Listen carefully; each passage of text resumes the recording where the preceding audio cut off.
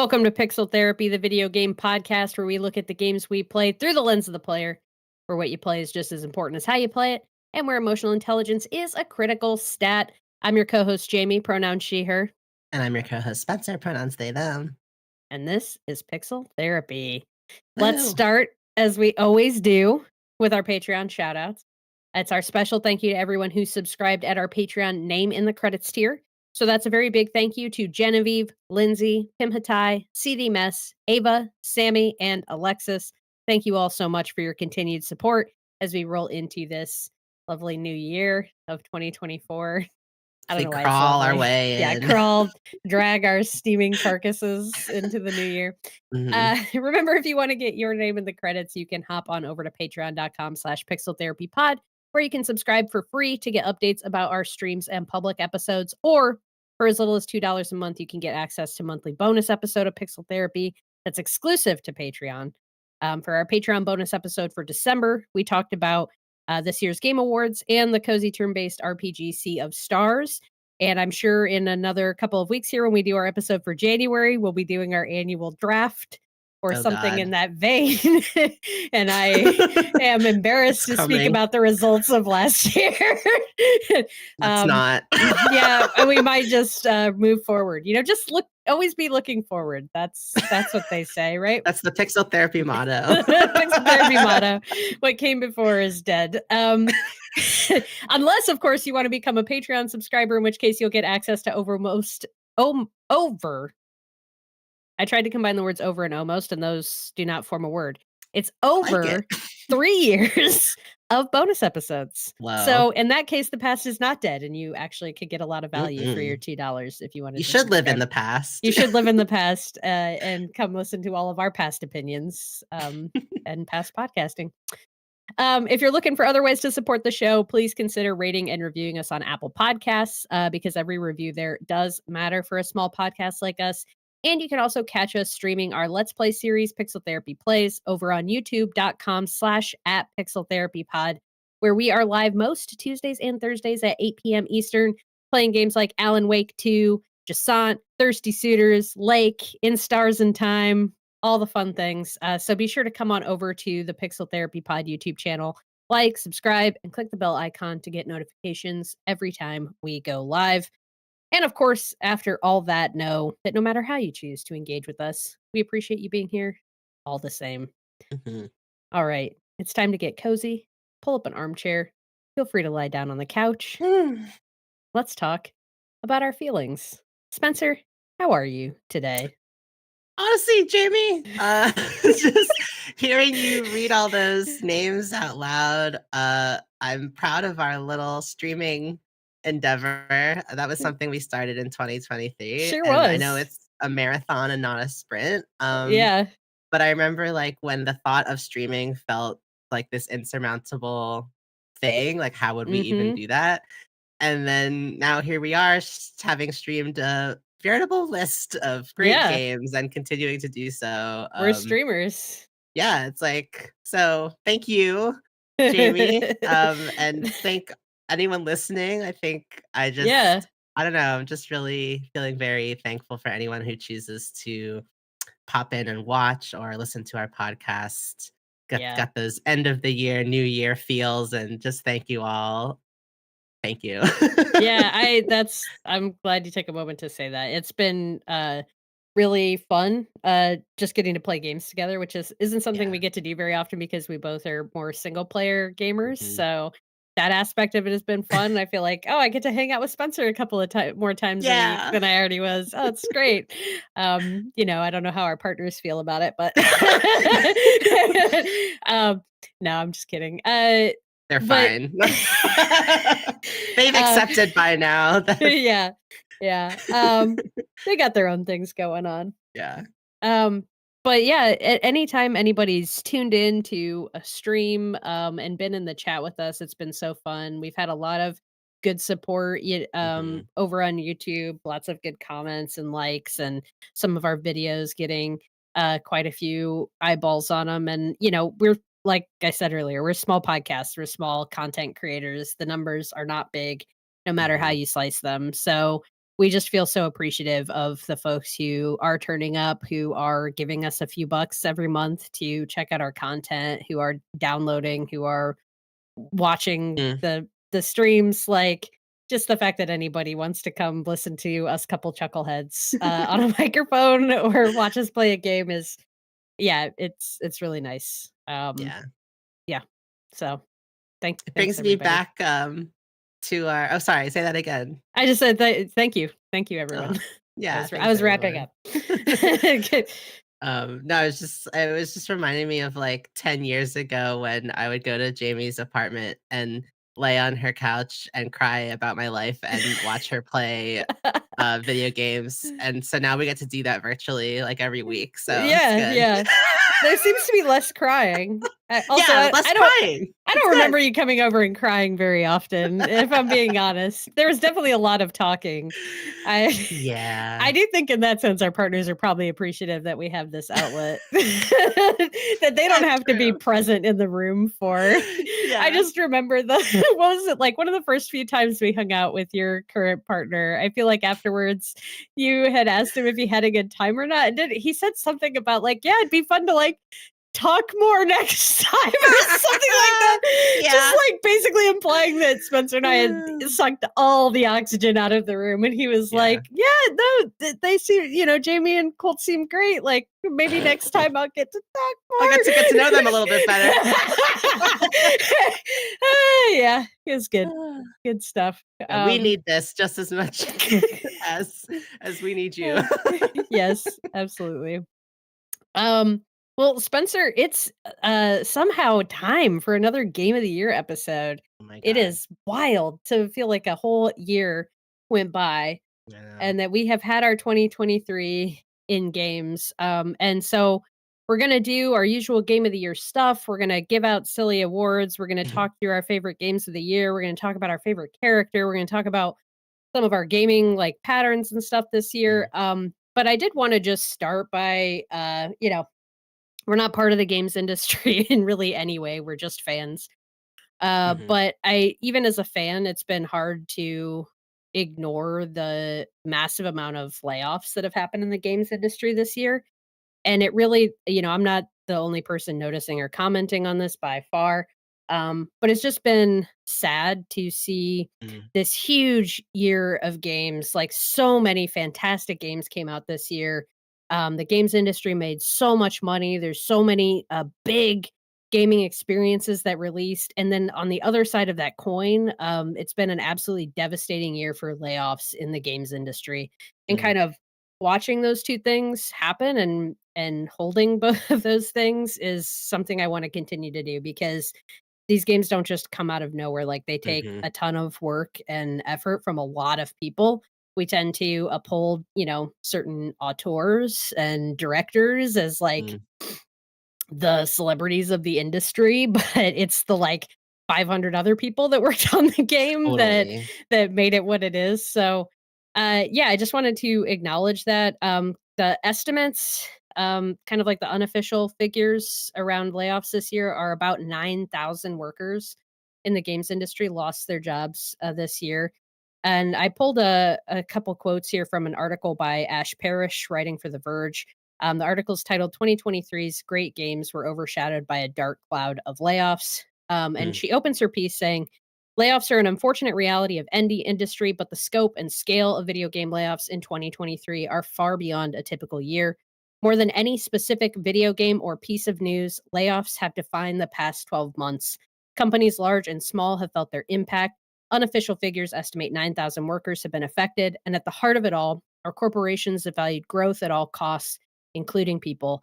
mm, The article, it's not very long. I do recommend people go check it out. It's got a lot of links out to more detailed articles, but it's really just kind of a boom, boom, boom of like, here are some of the massive layoffs that we saw this year. And she also talks a bit about how, several years ago, Nintendo got a lot of press for being a company that, rather than laying people off, actually had their C-suite take salary cuts to mhm. prevent layoffs. And she kind of compares and contrasts that to Legend of Zelda Tears of the Kingdom coming out this year, selling over 19 million copies in its first year, which is more than half of what Breath of the Wild has sold in the 6 years Wow. since it's come out. Wow. Just huge fucking numbers. And that development team is almost entirely the same Wow. from Breath of the Wild to Tears of the Kingdom, and what that can mean when you retain the Mhm. workers and place the Mhm. value on the people who are making the game, what that can do for your game franchise, for your games that you're developing. So it's a worthwhile read. But then she wraps up the article by saying this, and this is part of why I wanted to bring this sentiment into our conversation today. But Ash writes, the refrain of 2023 in games has been great year for games, terrible for game developers. I'd argue to just completely excise the first part of that statement. A year that is terrible for game developers cannot be great for games. So, Totally. yeah. So I, we're gonna. um Oh yeah, go ahead. oh, sorry, I just wanted to mention, like, as you were talking about, what happened with Nintendo and the sort of the same team, creating, Tears of the Kingdom that worked on Breath of the Hmm. Wild. It just reminded me I was reading about Outer Loop Games recently, the developer who made Thirsty Suitors, which came out this year, and they actually, I was just reading about the creation of the game and how, like, most of the same team that I think their first game was called Falcon Age, Hmm. um, they, um, they negotiated, like, or not, as a as a team, they decided to go down to a 4-day work week, and they made, their scheduling just a lot more, sustainable and feasible, like, everyone was well rested and well fed and compensated, and the fact that the same team was working together, the developers have talked about in interviews how, like, when you have the same team of people working together over time and those relationships deepen and the communication deepens, you're able to make better stuff, make more interesting stuff because you know each other as well as you're able to work together. And just so that when you were talking about that, it just reminded me too of, like, how game making is such a prolonged, deep, often many-year process, and so many people have to be working in tandem to kind of manifest this thing that is so many moving parts and so many minuscule pieces all somehow magically coming together, and, like, how important it is to continue fostering that. Like, you can't just treat people as disposable and replace them one to one as if they're parts in a machine. Like, people games reflect people and people make games, and communication and being in touch with one another is just such an important part of creation. And I know I'm getting very woo woo right now, but, like, I just do think it's all connected in the sense that, like, the quality of the games that we see, like, so much of it is such a labor of love and of people all coming together around a shared vision, and we can't just treat it like manufacturing any kind of object. Like, a game is a living thing in a lot of ways. Like, it has so many people's souls and beliefs and hearts imbued into it. And so, like, yeah, it just sucks that this year has been like this. And I also think it's gonna have, repercussions moving forward that we don't even see yet. And Yeah. I just hope to see more studios like Outer Loop that are able to, retain and have leadership that really sees the importance of fostering and building up people and not just trying to push out products. As maybe as futile as that dream might be. Yeah. Yeah. I hope it's not futile, but yeah, we do have, there's canaries in the coal mine right now. There's been several indie developers who have taught, Xavier Nelson and Rami Mm, Ishmael, just to name a couple people I've seen talking on Twitter about this. But like, there is a prediction that there is like an icing, a chilling mhm, effect that's coming to the industry from all of this, and mm, that this is not, it's both 9,000 people losing their jobs, like, those all those people are not gonna find new places to work in the mhm. games industry. Like, that's just Yeah. a reality of that number of layoffs, and so you're not just talking about people losing their day-to-day job, losing their job security, the stress of worrying even for the people who kept their jobs, worrying that they could be next in another round Mhm. of layoffs, like, all the stress and everything that that creates. but then also the fact that, like, a good number of those people are not coming back. They are just gone Yeah. from the game industry, um, forever.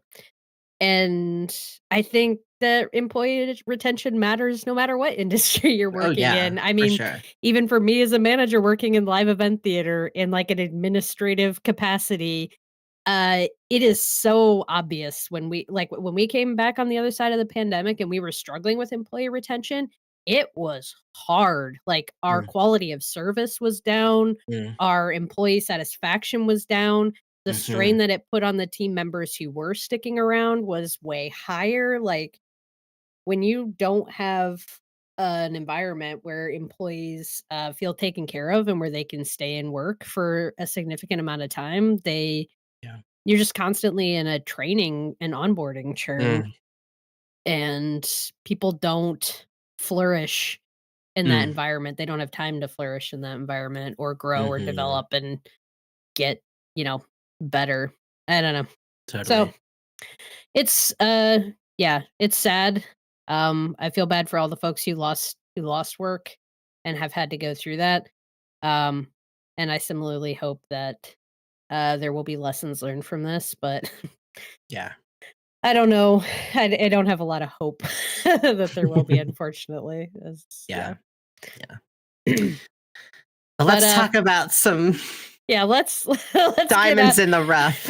let's get out of this depression spiral and, talk about what we did love, about games this year. I wanted to start, Spencer, by, just we're gonna do some overview stats of our 2023 Nice. in games. So, first, could you let me know how many games you played this year? Oh my god, I played 27 games this year. Woo! What the Woo-hoo-hoo! heck? Is that a new personal record, you think? I think I decided this year I need to start keeping better records because I I'm don't. pretty sure you said that last year. Oh god, I'm so sad. I just live in the present. It's chaos constantly. Like we said, But never look back. exactly, and I shan't. I wanna say it feels like more than last year. Yeah. I think the Steam Deck I also recorded, like, how many were on each platform that I play. So I Uh-huh. had 7 on Nintendo Switch, 14 on the Steam Deck, Yeah, and wow. 6 on PlayStation 5. So the Steam Deck was my best friend this year. Yeah, you really took to that thing. Yeah, love A that little gift thing. after all that. You really owe that person that gave you Oh my that. god, did he? Thank you. You've changed my life. That's amazing. Um, for me, I'm one of those people who tracks my gaming stats on backlogged.com. Highly recommend it. Like a smart backloggd person. .com. Really love it. Great tracking site. But I completed 31 games Whoa, this year. That's nice. games that I rolled credits on. But there are additional 4 that I'm currently playing. Oh my god. What 4 games are you playing right now? I'm playing In Stars and Time, which Okay, yeah. you're aware of. You're playing that as well. Um, I'm probably on the verge of shelving it, but I've been dabbling with a Highland song, which Mm. I wasn't prepared to say too much about. It's like a Mhm. adventure survival game on Oh, cool. Switch. I think it's on PC too, where you play a young girl. I apologize. I don't recall if she's Irish or Scottish. Scottish. Scottish. Okay. Um, I just Googled it. and I know, like, if I heard the dialogue, I could recognize the accent. But anyway, Mhm. the she runs away from home basically, and Oh, it's got okay. like survival elements as you're trying to survive in Mm. like the Scottish countryside as you make your way to like go visit your uncle. Seems to be the Oh. storyline. And it's got some sections that are like rhythm gameplay too, where you Hmm. like jump to the music. It's interesting. It's not grabbing me right now, but anyway, that's in the rotation. Dave the Diver is in Oh, the yeah. rotation, and oh, actually, technically 5 games because I started Roots 5. of Pacha, which is a farming Oh, game, and I've been yeah. playing Power Wash Simulator as well Nice. Oh, hell over yeah. the holiday break to relax. So yeah. Anyway, Oh my god. that's What? I was just thinking about starting to play Roots of Pacha. Is that the one where it's, like, the prehistoric farming Yeah, game? yeah, so my partner's been playing it, or was playing it a lot. I think he's kind of wound down on it now. But he yeah, kinda got me into it. It looked really cool. Nice. It's got a lot of similarities to Stardew Valley, but Mm. you're like yeah, you're like caveman style, community, Nice. yeah. Um, and then I had, 9 games that I picked up and started, but ultimately shelved or abandoned, Okay. including, like, Baldur's Gate 3, Mm. stuff like that, that I played a chunk of, but didn't finish. So, anyway, we're saying 31 completed. The Nice. vast majority of those were on PlayStation. Wow. What was your most played game this year? So, I made a little list of I guess I think if I remember correctly, I listed games that I spent over 60 hours on, Okay. 'cause that to me is, like, a lot, but that was Tears of the Kingdom, Sea of Stars, Persona 3 Portable, which I forgot about. I was like, "Oh, yeah, I Hell spent yeah. fucking, like, 70 plus hours in that game." But I think the game I actually spent the most time playing, which is it's been a minute since I put it down, was I Was a Teenage Exocolonist. Mm, That game just really gripped me for some reason. I think I really loved the TV show Raised by Wolves that was on HBO and very tragically got canceled, and I mm, think this game reminded me a lot of the themes of that show. Uh, mhm, Basically a human colony that's escaping, a climate change and war torn Earth to settle and colonize a new planet, and you live the entire life of this person.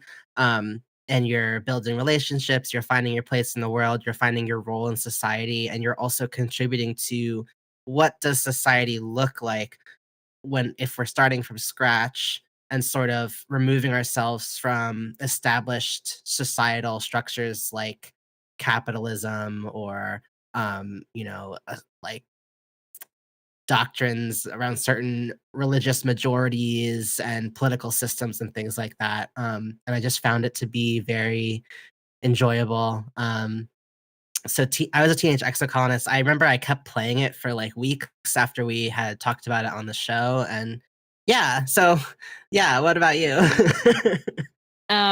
Well, I was trying not to chuckle when you said that more than 60 hours is a lot of time, for you to LOL. spend in a game. My, clocked most hours in a game this year was with Diablo 4, Okay. and that was 160 hours. Oh my God.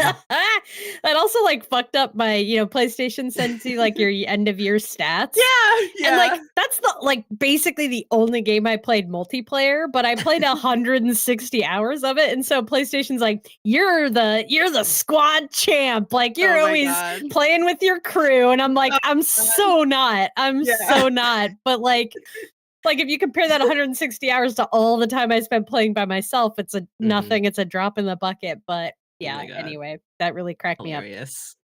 Really enjoyed Diablo 4. You're not gonna hear it in my top 5 games of the year, Mm, but man, I had a lot of fun, watching mm. numbers go up in that game. Um, but then a somewhat close second, Tears of the Kingdom, the way Nintendo tracks hours is weird, but they say I spent 115 hours or more Okay.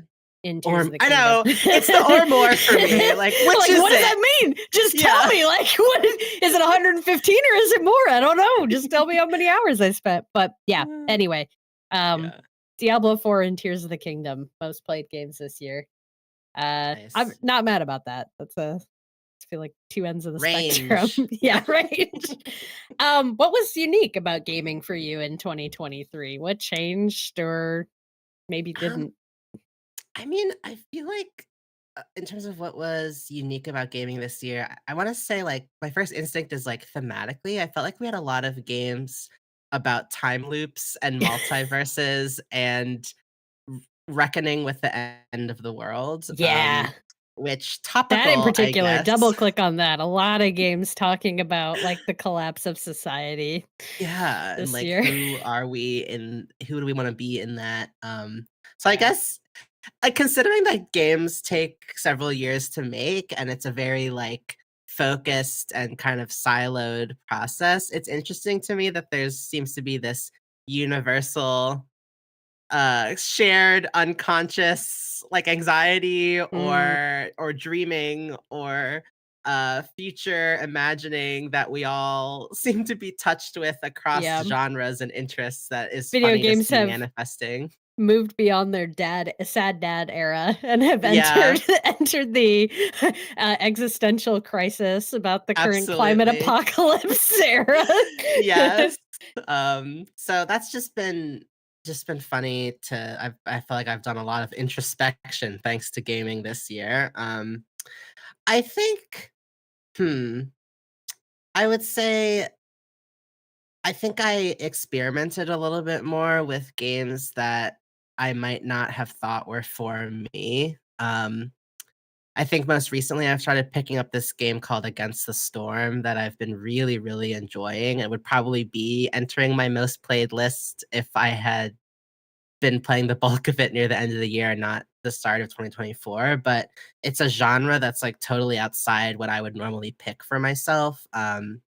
But I think honestly having access to Steam in a more portable way, there's just so many more, like, smaller indie or, like, kind of, like, first release games available on that platform versus others, and so I feel like I've just been exposed to more.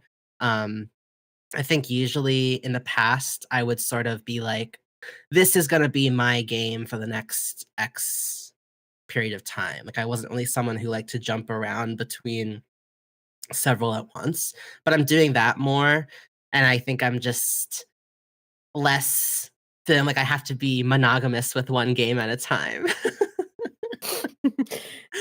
Nice. There's lots of love to give. I like that. Um, for me, I kinda went the opposite direction this Mm, year. Well, more in terms of I guess I would say that this year I was very much a creature of habit. I only 4 of the games that I completed weren't I didn't play on PlayStation.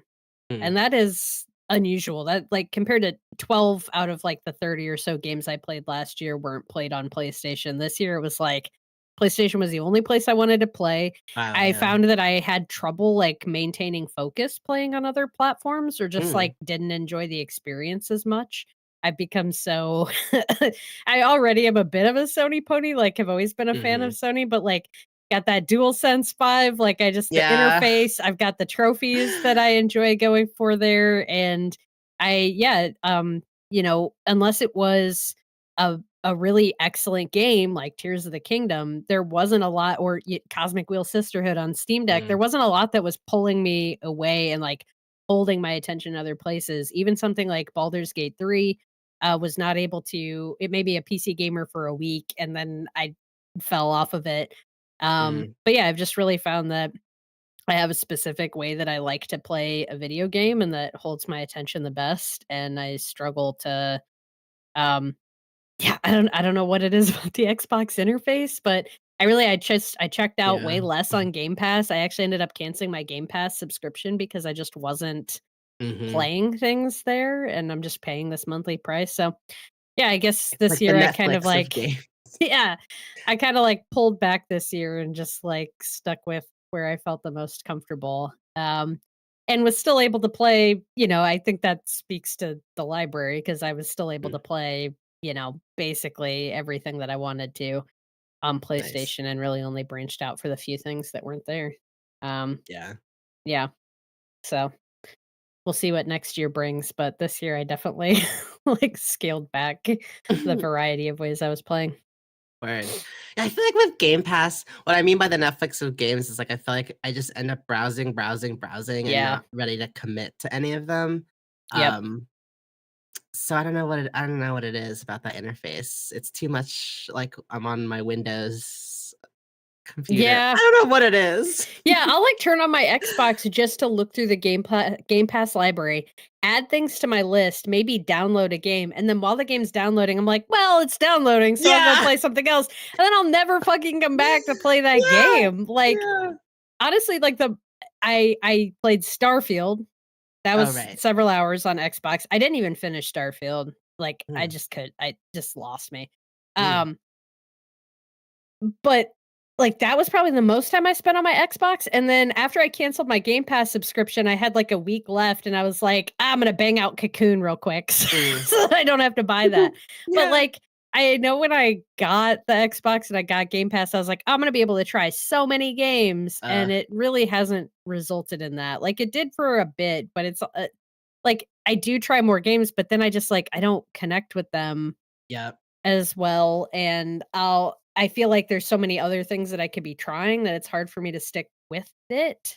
So it's hard Mhm. for me to, like, deeply engage. There's something about, like, knowing how much else is out there that I could be trying keeps Yeah. me from, like, investing too heavily, and then I just, like, I don't love the control. I don't know. I know I'm being like a whiny baby, but it's just like I don't like the controller as much. I don't, Mhm. I'm not getting any achievements that I wanna get, I'm not buying into the achievement system. It just doesn't keep Yeah. me going there. Yeah. No, I think there's something there to the psychology of, like, the vastness of choice and how that ends up freezing you because you're just Mhm. like, yeah, it's hard to commit. So, Yeah. yeah, sorry, Xbox. I'll certainly be booting it up Sorry. for Hellblade next year. Like, I'm not getting rid of my Xbox, but I'm just Of like, course, I yeah. don't need to be paying this, fucking $18 a month or whatever the fuck it Yeah, is for, yeah, like, the nothing that I'm playing. And I feel like real. I'll be more inclined to invest and stick with games that I paid for because I don't wanna Mhm. turn around and buy another game right away. I don't know. Yeah, There's there's a an psychology thing there. intentionality there. Yeah. Yeah. Yeah. Um all right. So let's get into our lists. We're going to do very similar to what we did last year, which is that we're each going to go back and forth, highlighting five of our favorite games of the year. I know for me personally, these are basically my top five, but I don't know if that's for sure what Spencer's going to do. But we're going to save like our personal game of the year for last. That'll be the last one that we each share. Did you put yours in any sort of order, or it's just Um, you know me, I'm just freewheeling over here. I mean, I put no, not really. Okay. No, that's totally fine. You don't have to. You don't have to. So mine'll be numbered, Spencer's won't be, except your number 1 is that's what you're calling your game of the year, right? The last one that you'll do? Yes. Okay. Okay, cool. Cool. So would you like to go first? Well, since yours are numbered, I kinda want you to go first. I wanna get a sense of what this framework is looking like. Okay, okay, that's fine. But we're still gonna go back and like I'm gonna do one and then you're gonna do one and Yes. back. Okay. All right. Yeah. So we'll start with me. My number 5 game. And this oh man, picking number 5 was really hard because 'cause I've got, like, a middle of my top 10 list that is just 3 games Mm. that Oh god. I feel very similarly about, but this is the one that I chose for number 5. Um, and I'm giving this the Best Mullet Award, Oh my god. or more seriously, the most rewarding challenge, and that goes to Star Wars Jedi Survivor from Respawn. Um, Nice. this was in close contention, as I said, with a couple honorable mentions that I'll talk about after we give out the awards. But uh, Jedi Survivor is the follow up to 2019's Jedi Fallen Order. Continued the story of young Jedi Knight Cal Kestis. It's an action adventure platforming game with some exploration and open world components. The combat takes inspiration from Dark Souls games, but it's much more accessible than a Dark Souls game and has a lot more flexibility and options built into the design of it so that you can tailor the game more to your needs. But it does have that kind of like uh it is meant to be challenging Mm, and meant to like push you. But for me at least, more so than what I've experienced playing any of the Soulsborne games, like I feel like it's right at the level of challenge that works for me. That's enough mm, to be hard, but I feel like I can push myself to get better at it. And so I really enjoy that process. I find it really rewarding playing those games to steadily get better as the game goes on, to unlock all the different lightsaber stances. All the customization that they added to this game that was new from the previous one was like so appreciated. I loved mm, playing fashion with Cal, like dressing him, like doing his mhm. hair, choosing his beard. And that's why I said best mullet. One of the combos that a lot of people did. You could get like the handlebar mustache and a mullet for him. I personally went with the windswept hair and the long Nice. beard. That was the look that I chose. But no, the game is just so much fucking fun, and I found like of all the like quote unquote big games that I played this year, um, big meaning both in terms of, like, hours, open world, and, like, AAA big game quality, franchise quality. Um, this is the one that's, like, stuck with me the most as I was reflecting on my list of games. Like, it Yeah. had awesome epic story piece, set piece moments that were so hype and surprising, interesting characters, the areas were very smart and beautifully designed. I loved exploring and finding all the different collectibles, doing all the different challenges that existed in the world. But I also really found the personal, like, the story and the themes super compelling for me. I know that they didn't work for everybody, but I really like the way they've set Cal up as, this is very, very mildly spoilerish, but Mm. the game definitely deals with, if you know anything about Star Wars, there's the Jedi and the Sith, and the Jedi are all light and the Sith are all dark, Mhm. and you're not supposed to touch the other side of the Force if you are one or the other. And the game definitely has Cal exploring the dark side of the Force, Mm. and it inspired me to read more about this concept of, like, a gray Jedi, which exists, like, within the larger Star Wars canon, which I'm not necessarily familiar with, but, um, I've always Mm. found the light versus dark to be such a, it's so binary and so, I think, overly simplistic, and Yeah. it works in, like, the bigger Star Wars films and stories, but I'm way more interested in this idea of a gray Jedi or someone who's using both or who's understanding, like, that there's good and bad. I don't know. It's cool. I'm interested to see if they continue to take the story there and if that's what Cal will become, but seeing him dip into the dark side of the Force and that being a key part of the story, was cool, and also this, like, kind of overarching, like, narrative that and theme that a lot of the characters are engaging with, which is, what is your role in opposing a massive oppressive entity like the empire, and what is your individual role in that, and what can you possibly accomplish as Mm. an individual? Cal being someone who is just, like, not letting himself rest, not letting himself take breaks or find any other way at it, just, like, constantly Mm. fighting, fighting, fighting, fighting. And there being other people in his life who are like, yeah, I agree that the empire sucks, but, like, that's not where I can do the best work. I'm gonna go over here Mhm. and do this. I'm gonna come over here and do this. I just have to focus on my own shit. So I'm sorry, I can't help you right now. And I don't know, just having that conversation about how we all kind of approach dealing with oppression Totally. and resistance and how that can look different to different people Mhm. as everybody finds their lane. So Yeah. I really liked Star Wars Jedi Survivor. Oh my god, it's really giving so much for these times especially. Yeah. Ugh. Well, What are that you was a gonna beautiful talk? speech. Yeah, thank Jesus. you. Um, it's funny, as you were saying that, it made me think, I think, back to your earlier question about what was unique for gaming with you this year. I feel like other than Horizon Forbidden West, Burning Shores, and I guess Baldur's Gate 3, like, 95% of the games I played this year were much, like, smaller indies. I mean, we did play Alan Wake on stream, but that's, like, in terms of 2023 Yeah. games, like, I really wasn't into as much of the blockbusters that came out this year, and so that was just kind of an interesting thing. I was, like, looking at my list, and I was What's like, Tears of the "Huh." Kingdom? True, there's Tears of the Kingdom, that's true. Yeah. But, like, Spider-Man, I don't know. I Yeah. like Spider-Man as a person, but it's just, like, not really my kinda As a game. person, he seems like a cool guy, but Yeah, he's, like, my favorite hero. I just think he's, Yeah. like, super awesome, but Yeah. and just a great person, but, like, yeah, and then, I know Jedi Survivor, Starfield, Mhm. like, it just wasn't my bag this year, and so that was just Yeah. kind of an interesting observation. No, that was awesome. I think, if I were to try to, okay, now that I understand kind of what you're getting at with the 5, 4, 3, 2, 1, I think, I can sort of arrange mine in a similar fashion. So I think Don't feel compelled, like, do what you wanna do. this is an open forum. Yeah.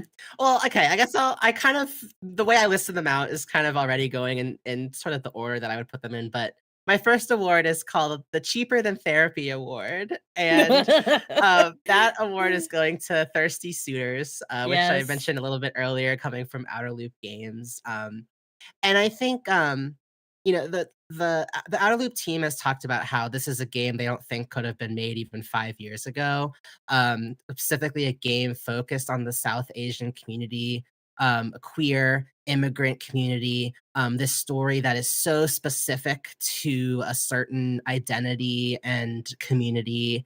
Um, and I think just the way it was executed, like, of course, I am not South Asian, my heritage is Southeast Asian, but there are still some cultural through lines that just really touched me as I was playing, particularly around, the presence of food being a way to maybe talk, with your parents, who are unable to tolerate having direct discussions about things like intergenerational trauma or, or accepting queerness or even just, um, being able to relate to the cultural differences of the fact that, maybe your parent grew up, for me, in the Philippines, whereas I was born here in America, and so we are coming up with very different ideas of, like, what it means to have respect or what it means to be an individual versus thinking of the collective family or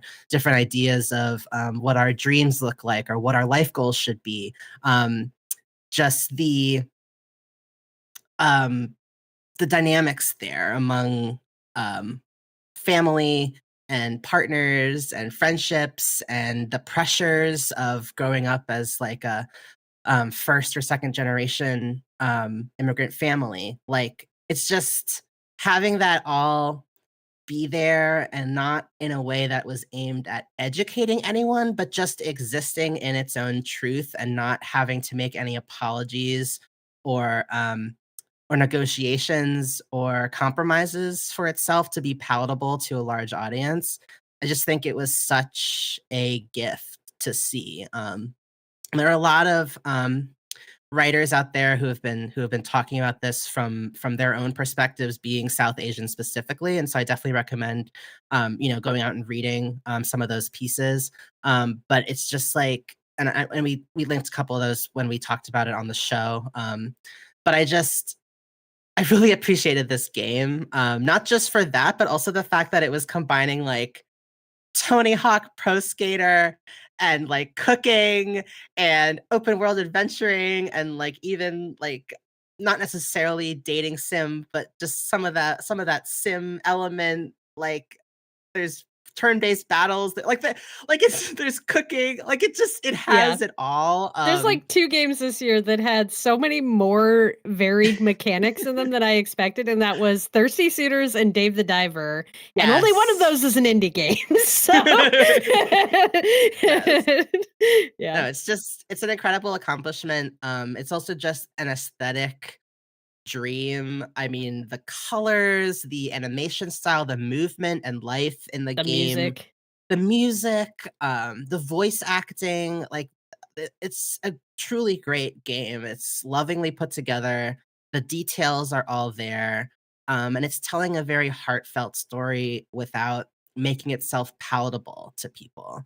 I think, I was reading some articles about the game, and one of the creators talked about how, um, like, when making the game, he decided, like, I wasn't gonna listen to the little white man on my shoulder whispering in my ear, like, "I don't know if this is gonna be like, if most people are gonna wanna play this." Like, at a certain point, you have to just make something for yourself, and the people will come, and I was just Mm, like, "More of this." yeah, Like, it's great, and I think especially in a year defined by, layoffs and budget cuts and all of that, like, it's incredibly courageous to commit to an idea that isn't being forced by capitalist expectations to be palatable to everyone. And I think if anything, when you try to make something that will make everyone happy, you end up with something that might be diluted or, bloated or just like, not focused in its delivery. And so I think Thirsty Suitors did something. She's so brave for that, but also like it paid off, mhm. because it's a truly great product. So yeah, Thirsty Suitors, cheaper than therapy because, I think it provided me a space to kind of process some of my own dynamics, especially with, my mother, and also sort of get the validation that, like, clearly there are lots of people out there who, we're going through something similar, and have that to reflect on. And so, I think it can be hard for those of us with, strained or estranged parental relationships. It can be kind of isolating, and lonely, and you go through cycles of guilt and pain, and so it's always nice to see that you're not alone in that, Mm. and that if anything, there's hope to be found there, even if you can't expect your parent to change, um, you know, there's community, there's chosen family, there are others who know what you're going through, and so it's just, yeah, good game. That's awesome. Yeah, I had a lot of fun with Thirsty Suitors. It doesn't show up on this list, but it is on the larger list for sure. Yeah. I meant to mention this. If one of us says a game that the other one has on our list, we should pause and figure out how we want to deal with that. Okay. I know like how the like remap radio crew does it, but theirs are numbered, so I don't know if this is how you want to do it or not. This is just you're all listening to the sausage get made live on air here. But like so if somebody says a game that somebody else has higher on their list, the other person just says higher, and then they wait to Okay. talk about it until it gets to the highest that it's ranked, and Okay. then everybody talks about it. So we can do something sort of like that, just so we don't have to give anything away. But I know your list is a little more flexible too. So if I say something that you were going to talk about, then I just name that and we'll sort it out. Okay. Um, so moving up to my number 4, my number 4 game, which I'm giving the award of best cooking mechanic I've ever experienced in a game, is going Nice. to Venba by Nice. Visai Games. Um, Obviously, the story of Venba is fantastic. It's so well presented. This is a game I think I talked about on one of our bonus episodes. It's a short game. It's like an hour. I think two. It took me like maybe 2 hours to beat it and platinum it. Um, and it's told from the perspective of an immigrant woman living in Canada, raising her young child with her husband, and is very much about like her. It's all told through scenes based around her, or a character cooking food for the family or for other folks. And so it very much talks about the immigrant experience through the role of food in culture, through how culture how food is one of the, like, lasting elements of culture that endures despite, existing in a space where you're trying to be assimilated into a new Mm, culture. I think there has been a spate of media, um, that focuses on the experience of children of immigrants, and what that's like having parents who are immigrants. And the tensions that exist there, but this is a piece of media that is from the perspective of the actual immigrant parent and what that's like to raise a child mm, in an environment where they are getting exposed to a culture that is completely foreign to you. And in a lot of ways, because of the like violence of white supremacy culture and the way people get indoctrinated into it, that child is like rejecting important elements of the immigrants' culture in order to better fit in with mm. with their peers in the white culture that they're existing within and what that feels like. And to do all of that through a game where the primary way that you are interacting with it is through cooking puzzles is really fucking cool. Like, we're just really excellent storytelling, but then the Yeah. actual cooking is so much fun, and what I especially loved about it is, first of all, like, the game is cooking, but it's not I don't know, so many games that are about cooking are about the stress of it. When you think of games that are solely about cooking, you think of something like Cook Serve Delicious or like Diner Cooking Dash, Mama. Cooking Mama, like, and it's all about the height, the stress of being in a busy Mm, kitchen and getting meals perfect. And Venba is so fucking chill. Like, she's got the radio on while she's making food, the mom does, and she has, it's all based in Tamil culture, so she's got the music going from her homeland and is just hanging out making the food. It's just playing softly in the background and it's all very relaxed. But the game element is that all of the recipes that you're working with in the game, or at least the majority of them, have elements that are either missing, or you're working with a recipe, as anyone who's been handed a family recipe often finds, like, this is what your grandma wrote down, and Right. it's not exactly how your mom made it, and your mom Yeah. didn't write down the way she did it to make it perfect. So you might know what the ingredients are, you might know what the order of operations is, but that doesn't mean you know, like, when to flip it in the pan. It doesn't Mhm. mean you know when to take the lid off or how to properly layer it. All these different things. And so puzzling that out as you go through the game and that being a part of the main character like connecting with her culture and then eventually the son connecting with his culture through food too and reconnecting with his mom. It's just so fucking beautiful. Mm. And the art was so great. It had this like effect of almost like paper cutouts Mm. put on the screen. The food all looked so delicious. Mm. Just for a game that you can play all the way through in an hour or less, to still be sitting with me all these months later after I played it, to still feel like one of the most impactful things I played this year, I think is really fucking impressive. And I can't recommend enough that people go check this game out. It's such a small time investment and it just packs so much of a punch and it's so genuinely enjoyable to play and do the puzzles and get the food recipes all put together. And yeah, I think people should go check them out if you haven't already. It got nominated for a game award, but it didn't win. Made me very sad. Ew. Yeah. Yeah. I just think this is one of the best games that came out this year. That's awesome. Yeah. Beautiful. What's your next one? Cool. So my number 4 is what I'm calling the Queering Imagination Award, and I'm giving that to Salt Sea Chronicles from Die Gute Fabrik. Just I think similarly to, what you're saying about Venba in terms of the art style, just this very dynamic, and iconic, like, almost kind of like paper dolls, like, just very artistically artistically, like, what does that mean? But, it's like this colorful world and unique specifically to this developer 'cause, that art style kinda carries over from, oh my god, what is that game? Um, that we Mutazione? played? Mutazione, yes.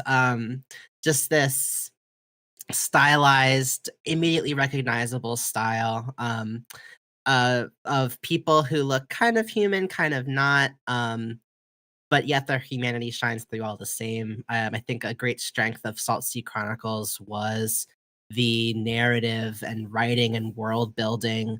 And the reason I'm giving it that Queering Imagination Award is because, like some of the other games and themes we talked about this year, it is a game that sort of reckons with like what kind of society can we imagine or what do we want it to look like, more so than what world do we live in today. But the game kind of follows this ragtag crew of people who've come together. They are seafaring individuals who set out on a journey together when their captain goes missing the night before they're supposed to embark on their new boat. And it it talks about, like, how can we how can we be in community together in all of the ways that that means? Like, I think that, if I think something the pandemic especially has taught me is that, like, community isn't this magical fantasy where everyone gets along and you just show up one day and are surrounded with like-minded people and there's some place, some physical place that I just need to find where all of my people will be and I'll just effortlessly enter this community and everything will be great. That sounds great Um, though. it does sound great. Like, no, real But community that's takes utopia, work. yeah. Yeah, it's utopia, exactly. Like, I think a lot of us in the queer community, like, talk about, like, "Oh, like, where is the queer community? Like, where is it? Can someone give me the directions, please?" I need a GPS pin for that. Yeah. This idea that, like, because we have a shared identity, that means we're gonna get along and be best friends. Mhm. Like, maybe I thought that in my early 20s, and I've learned now that that's just, like, not a thing. But, like real community takes work. It might involve conflict, which is not the same thing as abuse. There may be people who you don't necessarily like, not everyone has to be best friends. Mhm. Community might mean having to do things that you don't want to do, like having difficult conversations or doing labor for someone else that you might not want to do, or um, coming up with like holding each other accountable to things. There are also beautiful things from community. There's, shared space. There's seeing each other, like not just seeing each other physically, but seeing each other and being seen in a deep way. And I think over the pandemic, we were all very isolated. And I think I realized that a lot of my relationships were sort of entrenched in, the fact that maybe I did a lot of trauma dumping and oversharing on social media. And so there were a lot of people who followed me, but not a lot of people who cared to know me or like invest in time with me. Um, and over time, I think sometimes the idea of community hasn't necessarily been what I've experienced in real life. But the more that I've invested in the community that I have instead of an imaginary one that I'm searching for, I've realized that it is very rewarding and that there are very real um, benefits and advantages to being in community in the one that exists and is real, and not the imaginary one.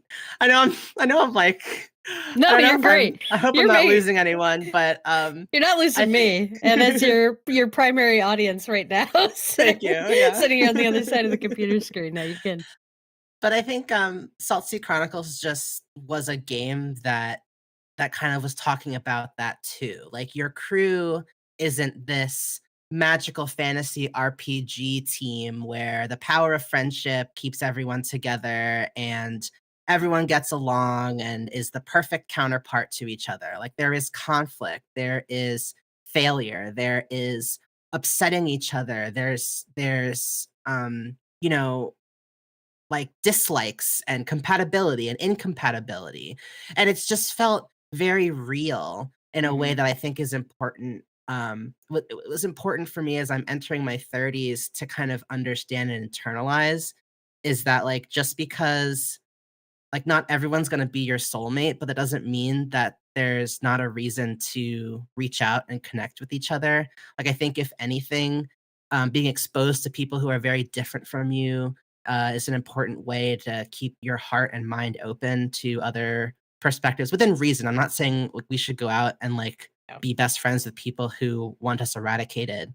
Um, but I just think that, like, the real world and real community is what's gonna keep us alive in the coming years, Yeah. especially as we enter this very scary election year.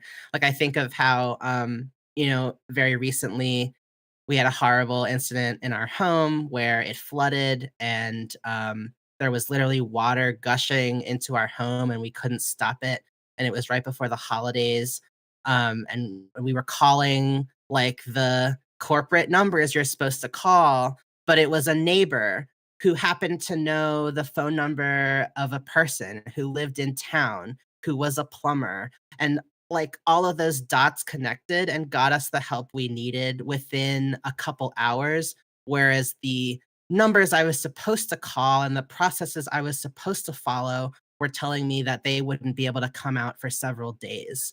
And it was through like, if I hadn't gotten to know my neighbors, if I hadn't put myself out into the community where I live, if I hadn't, um, reached out and met people and made myself known and been physically a contributing member of the community where I live, like, I would have been fucked. Yeah. Like, so much more fucked. Like, Yeah. unfathomably more fucked. And so, like, I think in a society where we spend a lot of our time online and virtual spaces, again, I'm all about accessibility, and I'm not saying that there's anything wrong with having virtual relationships. I just think that, like, if we're gonna survive, there's a bit of being present where we live as well, whatever that could look like, that I think is becoming more and more apparent to me. And I think Salt Sea Chronicles just really reflected that. And I think I started thinking more deeply about it after playing Salt Sea Chronicles and realizing, like, hey, maybe instead of being depressed about like no longer being surrounded with maybe endless queer and trans folks that I can swipe through on Lex or Scruff or Grinder and have passing interactions or surface level interactions with and go party with and all of that. Like maybe that's not as accessible, but the people who are around me are a little bit more invested in kind of like my well-being, even if they don't look like the people that I thought I should be surrounded with. Like that's okay too. Mm, So sorry, I hope this makes sense. I just think in how it imagines relationships, how it imagines the world, um, how it really queers all of that in the sense of like we can all have different ideas of what utopia looks like, but we can still work together to get there. And also like um family doesn't just mean everyone gets along all the time and no one ever argues and no one ever has conflict. mhm. I just think it's a really important coming of age thing to start wrapping my head around at least. So yeah. Yeah. Yeah. I think you said that all beautifully, and I would just double click on the vast majority of what you said. Thanks, Salty buddy. Chronicles was a very special, just like really special message and presentation of what it of the complex realities of living in community with other people. Because Totally. everybody is a distinct individual with their own perspective, and that that means there will be challenges when you're trying to Mhm. all work together to build a better future, but Mhm. also shows that those challenges are very worth it. Yes. um, my number 3, and the one that I think could potentially be on your list, we'll see, which I have given the award of most worthwhile platinum or most worthwhile Mm. 100% completion, Sea of Stars from Sabotage Studio. That's also my number 3. That's also your number 3. Okay, great. Yeah. So we can both talk about it at the same time. Yeah. Um, Sea of Stars, we talked about it on this is another bonus episode of discussion. So folks really this is just Get that free yeah. Patreon. Oh no, I guess It's that's the $2 tier, okay. right? So $2 this tier, our yeah. game of the year episode is just an advertisement for Yeah. our Patreon. Come subscribe to us on Patreon. That was not intentional or planned. Um, but yeah, Sea of Stars is a turn-based role-playing game that draws inspiration from many classics in the genre, such as Chrono Trigger, Super Mario RPG, and Paper Mario. But none of that nostalgia works on me personally because I have played none of those games. So take that for what it's worth. I don't know if I had played those games, would I love Sea of Stars more, or would I think Mm, it's super derivative? I don't know, but I didn't mm, play them, and I can tell you that I found Sea of Stars to be like completely and totally impressive as a game. Beautiful fucking artwork, like awesome music that's still stuck in my head even mhm, a few weeks after playing the game. A really engaging story. I think one of the main critiques that I could level at the game is that the two main characters are a little bit boring, but I think mm, they are. It's well it's intentional, and I think it's yes, explained within the context of the game why they are the way that they are as these very mhm, dry traditional hero types, and the larger cast that they surround those 2 main characters with is really amazing, and varied.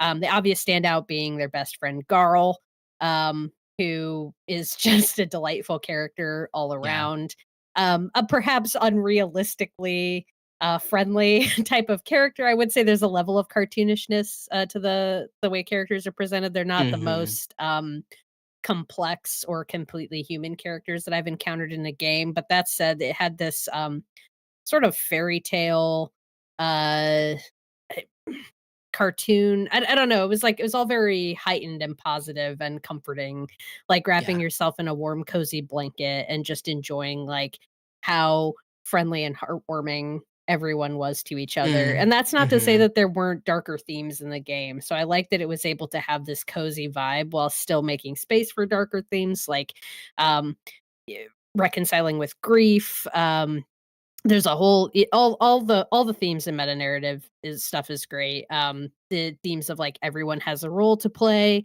that we should accept and embrace our differences, as strengths, not weaknesses, that grief and trauma can change you, make you Mm, not your best self, and you can pass those things down to younger generations, if mm, you're not careful with how you're dealing with your own emotions.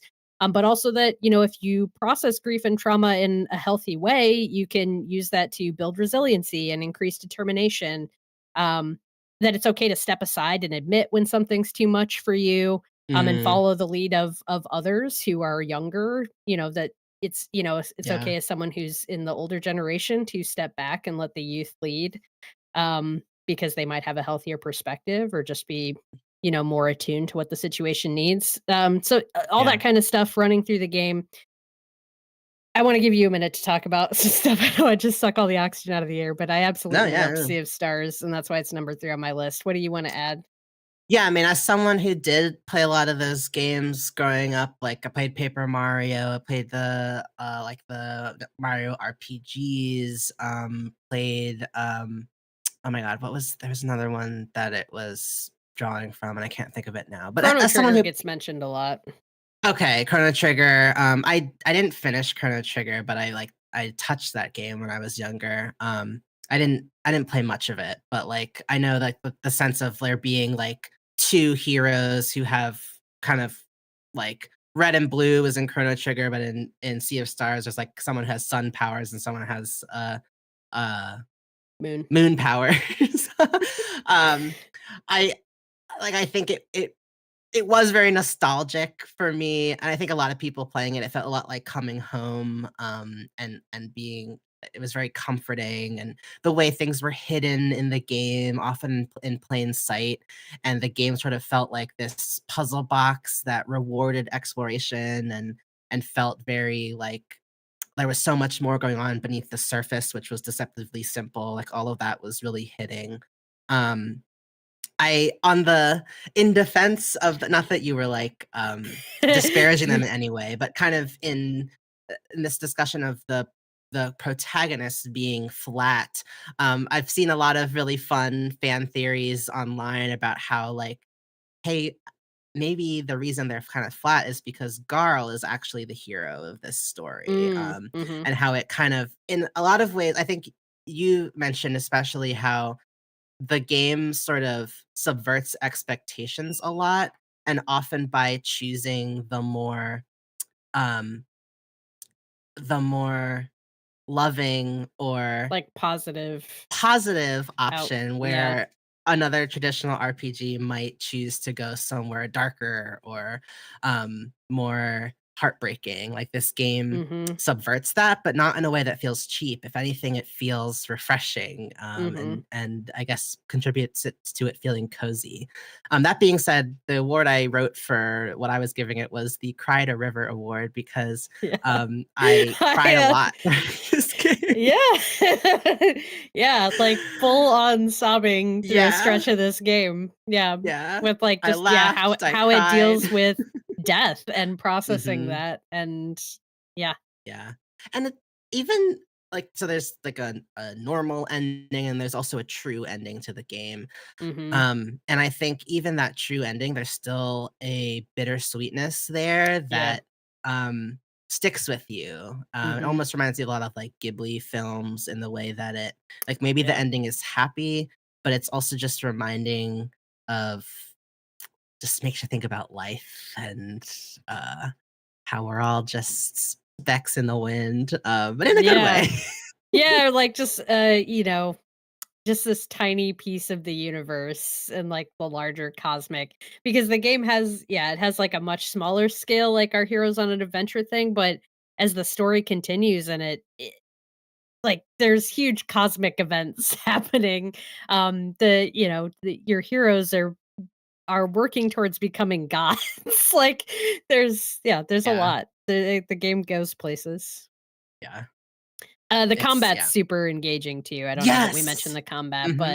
but, just as somebody who I play there's many turn-based games that I play, but I really almost never are playing them for the combat. I think like the Persona games and stuff like that, even in Stars and Time. which we're both playing right now, which there's so much I love about that game, but I was thinking, like, "Oh, would this have if I had played this sooner, would this have been in my top 5?" Mm, And it's hard to say that it would because I'm mm, just finding the combat and the repetitiveness of it so grating, and mhm. it's one of the biggest props that I can give to Sea of Stars is that I never got bored with the combat, even though it is Yes. turn-based combat.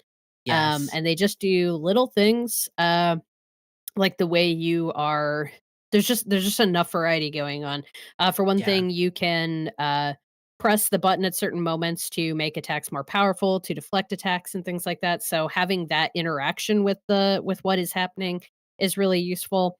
But also stuff like the way you gain mana to be Mm, able to do your more mhm. powerful, like, magic infused attacks, the way you can boost certain attacks, like, it adds this level of complexity around how you're deciding what you're going to do next to set up the move that comes after that. Um, just Mm. in really cool ways that kept it Yeah. from getting stale despite, Yeah. yeah, spending, like, 70 hours in the game. And it didn't feel grindy, No, which not is a at big all. like, most RPGs feel grindy at some point, and this Yep. game really did not. Like, No, that's a there was huge achievement. There was no point where I was like, "I can't get past this next section, I'm gonna have to go kill Yeah. smaller enemies to build up to get." And had, all of those great the relics, which introduced all these fantastic accessibility options where you can really Mhm. tailor the game to suit your needs. Um, yeah, just Yeah. really great, really I excellent game. think, it was a Kickstarter-funded game, so I just think it's Mm, a really cool example of, um, the success of crowdfunding and, yeah, a lot of people believing in this game and then seeing it come to fruition. It's just a really inspiring story, so, yeah, yeah. Sea of Stars, Steve great Stars. game. Um, I guess that means it's back to me, right? Because we both went there, Yeah. Yeah, right? so what's your number 2? My number 2, the game I never thought we'd get, Alan Oh. Wake 2 from Remedy. Oh, yeah. I was Alan. oh, Alan. I mean, I was not expecting that we would ever see an Alan Wake again, and then Mhm. Control came out, whatever, a couple years ago, and had those allusions to Alan Wake, and it was so hype. It was so like, "Oh my god, are we gonna go back to the Alan Wake universe?" And then we did, and we got this game that I think Mm, by like, I don't know that it in just the stars aligned, and we got this yeah. game at the budget that was able to be put towards it, at the quality of game design that was Mm, able to be put towards it. There's so many ways in which there's so many levels on which this game hits. I mean, the mm, vibes, I just Remedy just nails the fucking vibes with their games, and yeah. I love the vibe that they're putting out. The way the art and the music and everything comes together to really create a reaction in the player of the experience that you're having is chef's kiss. Mm, I think the writing's great. I think it's intentionally corny sometimes. I think it's intentionally, like, silly. The tone and the way they move between being absurd to being dark to being interesting to yes. being violent, like, it all just flows so well. Um, I Just wrote in my works. notes just the red lights, just the way they use Uh, red colors palette splashes, even the design of the way the, like, names of the chapters will appear on the screen as you're going through mhm. again, that's all contributing to that overall, like, vibe that their games give, and I just love it so much. The audio design in Alan Wake 2 is Mm, so fucking good. Both things like the fact that they have a fucking well, that maybe that's a spoiler to say, but there's music in the game and it is well yes. used in really Yes. creative and surprising ways. But there's also things like the sounds of Saga moving through a creepy coffee themed amusement park, and there's Mhm. a animatronic thing in the background laughing, and it's the most horrible creepy laugh you could ever hear, and it's just coming out of this weird animatronic coffee pot, and you don't realize that as you're approaching it, but then you hear, another sound behind you and you turn around and there's a Taken that you have to fight. Yeah. So fucking good. Just how weird the game is, especially when it Yeah. comes to Alan in the dark So place fucking and all the weird. things you're doing over there.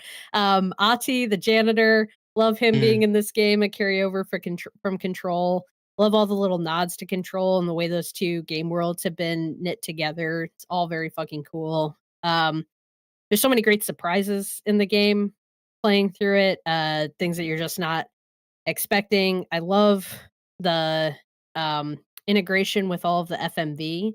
The fact that the Mm, that game design and game making has gotten to the point where you can include real video with real like human actors on the yeah, screen and then change perspective to the same character in game form, and it doesn't feel super jarring. Like it feels like, yes, I was just looking at Alan on the screen and now I'm looking at the Alan that I control, and those feel like the same person even if they don't look yeah, completely exactly alike. It is close enough that I am not feeling like jarred by this, like, this yeah, this works.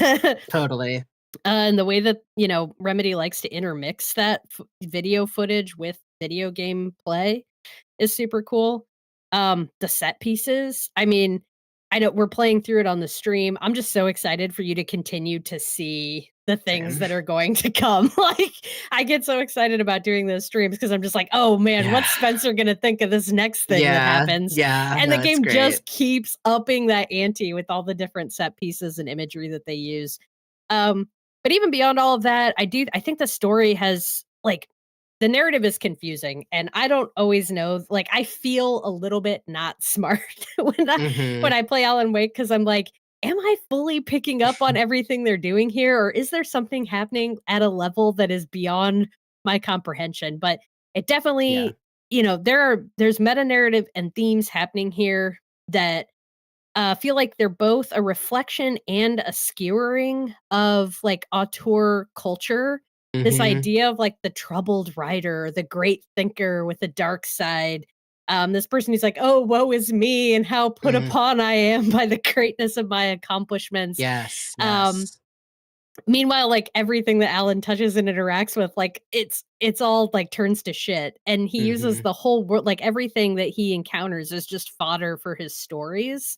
And so it kind of feels like a takedown of this idea of, like, the dark brooding creative, mhm, um, and more like, uh yeah, I don't know, I guess it feels like it's arguing for the fact that art is made by groups of people, and this idea of the lone brooding person sitting in a dark room, like, writing, and, oh, they've just gotta work through their dark side, and once it's in yeah, there, like, what else can I do but be this dark brooding person?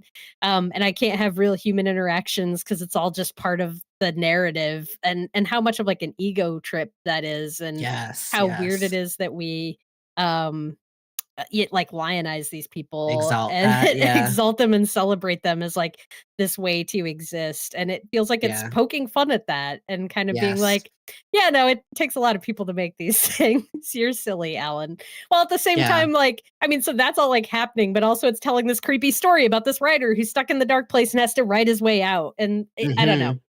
It's it's a cool fucking game, and it's my number 2 this year. What's your No, number yeah, 2?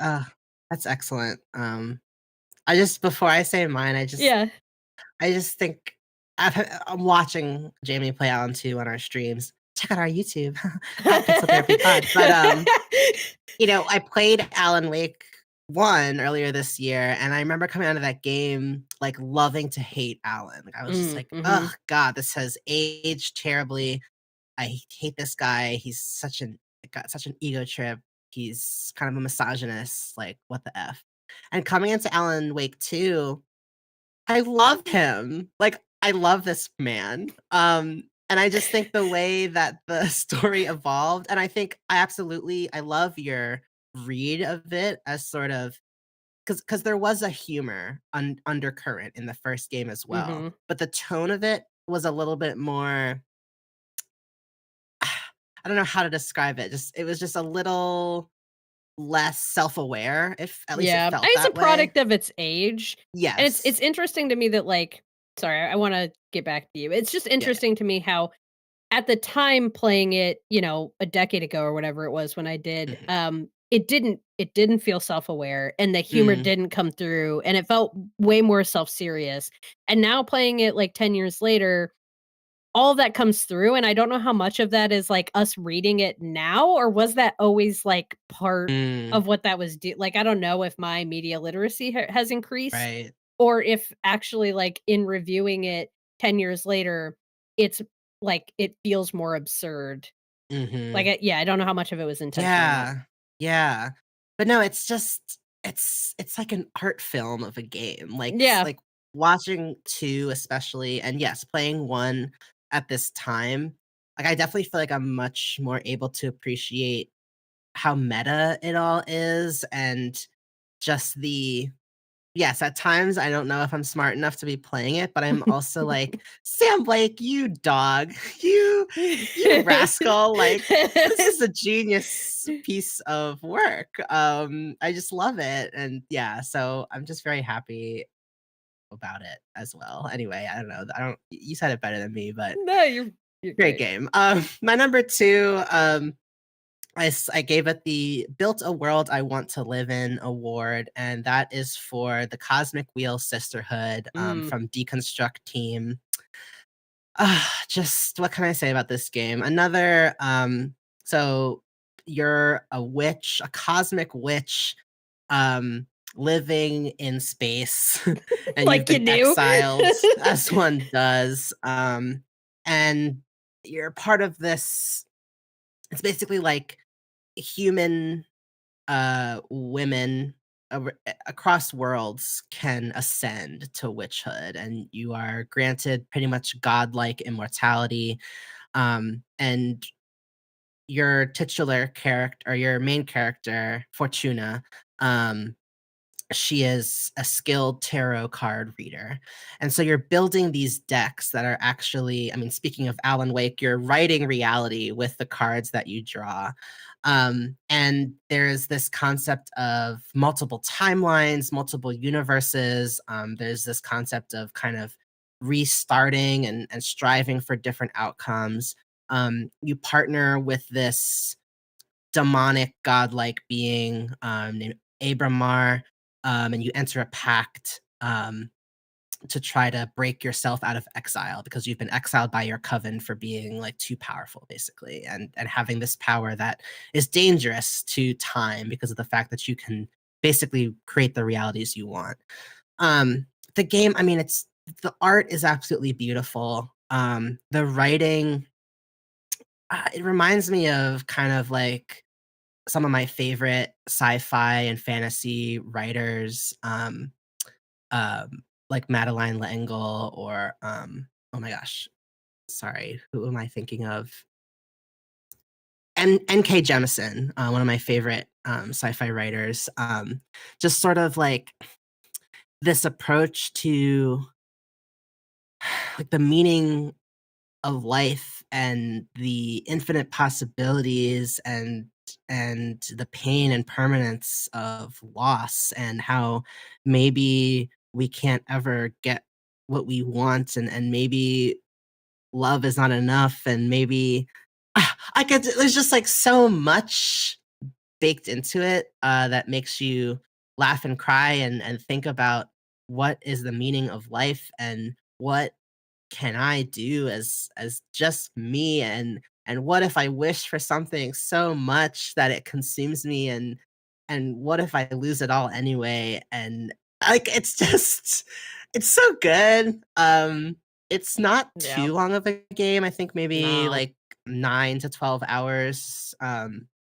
But like some endings are impossibly tragic and other endings are Did you go beautiful and back and replay lovely. it? Oh, yeah, I replayed it, like, a few times. Oh, I have a wow, few nice. different, endings, like and the endings vary so much. Like, it's kind of amazing how much variance is Hmm. baked into the game, like, so much more than I even thought. Like, I think I've played through and gotten, like, 5 or 6 very different endings, and there are a ton more that I've in the game subreddit, I've seen people talking about, like, "Oh, did this happen to you?" And I'm like, "What? That can happen?" So another one of those deceptively deep games where, there's high replayability and there's just really excellent lessons to draw, but I remember when Jamie and I were talking about it on the show, or before we were recording, I was I'm like, pretty sure that's another Patreon bonus episode "Oh conversation. god." But, I think I was like, "I don't wanna work, I just wanna be like a cosmic space switch," and Yeah, Jamie was yeah. like, "Same." So, yeah, it was just, the world building is great and, kind of the type of the culture among these witches and um the fantasy around, like, how their powers work and where they come from and the kind of cosmic connections and ideas about space and time and immortality and what that really would mean, thinking about lifespans that last thousands of years, and how someone immortal might consider humans and, like, how our lifespans are so short and kind of the differences in like we look at immortals and think that they're magical but they might also think humans are magical because of how strong we feel things or how bright we burn before we burn out and all of that. It's just really fun fodder to take in. And so yeah, Cosmic Field Sisterhood. That's awesome. I similarly love that game. I also love how different our lists are. That's great. Yeah. We'll see. But we I'm both had the really same number 3, which was yeah. fun. Yeah, I'm really curious what your number one's gonna be. But my number Yeah. one, um, the one I just couldn't let go of. This game came out on January 19th, immediately was placed at the top of my game of the year tracking list, and Okay. never left the number one slot, despite my anxious deliberations this past week. Yeah. And that game was A Space for the Unbound Uh, from Mojikin Studio.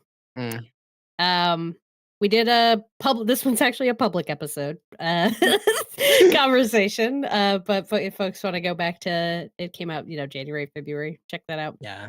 Um, but this is, a game set in 90s Indonesian suburbs, which is a really unique location for a game just in terms of Mhm.